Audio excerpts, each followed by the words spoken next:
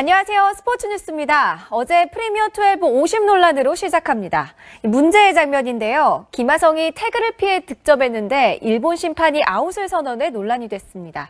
프리미어12만 되면 일본과 왜 갈등이 끊이질 않는 걸까요? 김유빈 기자입니다. 무릎으로 홈플레이트를 가린 것도 논란이지만 태그도 안 됐습니다. 명백한 오심이었습니다. 저는 그렇게 봅니다. 그냥 저기 갖고 태그가 안 된 걸로 보이더라고요. 비디오 판독을 요청했지만 번복되지 않았고 일본인 주심은 우리 팀의 엄포까지 놓습니다. 영상 판독을 담당한 심판의 국적 정보도 묵살되자 팬들은 일본의 꼼수를 거론하며 부글부글 끓었습니다. 이번 프리미어12도 일본에 대한 우려가 커지고 있습니다. 일본이 스폰서 파워를 앞세워 유독 우리나라를 견제하는 분위기가 재현되고 있는 겁니다. 4년 전 초대 대회 때도 일본의 꼼수로 우리나라는 대만에서 야간 경기를 마친 뒤 새벽에 일본행 비행기를 타야 했습니다. 심지어 한일전 땐 일본 심판이 배치되는 황당한 일도 있었습니다. 이번 프리미어12에서도 일본 심판의 비중이 높아 판정에 대한 우려는 쉽게 떨치기 어려워 보입니다. 채널A 뉴스 김유빈입니다. 현재 일본에선 내년 도쿄올림픽 티켓을 다투는 한국과 대만이 프리미어12 슈퍼라운드에서 맞서 있습니다. 일단 한국의 출발은 좋지 않은데요. 선발 김광현이 2회 잇따라 적시타를 내줬습니다. 대만이 오늘 이기면 조별리그 성적을 포함해 1승 2패가 되고 한국이 역전에 성공하면 한국은 3연승으로 사실상 도쿄행의 9분 응선을 넘게 됩니다. 어제 쇼트트랙 경기인데요. 누가 먼저 들어왔을까요? 우리나라가 조금 앞선 것 같은데 결과는 공동 1위였습니다. 1000분의 1초까지만 다투기 때문인데요. 다른 종목들은 어떻게 할까요? 김태욱 아나운서입니다. 결승선 앞에서 저마다 필사적으로 나를 들이밉니다. 우리나라와 헝가리가 거의 동시였는데 결국 공동 금메달이었습니다. 6분 55초 968. 규정대로 소수점 3자리까지만 따졌던 겁니다.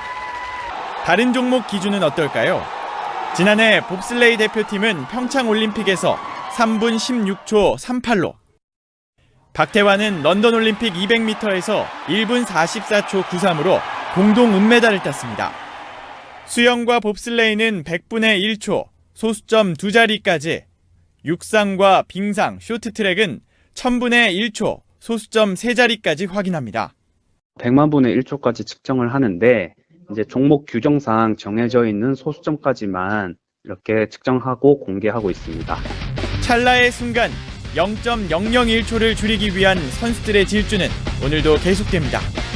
채널A 뉴스 김태욱입니다.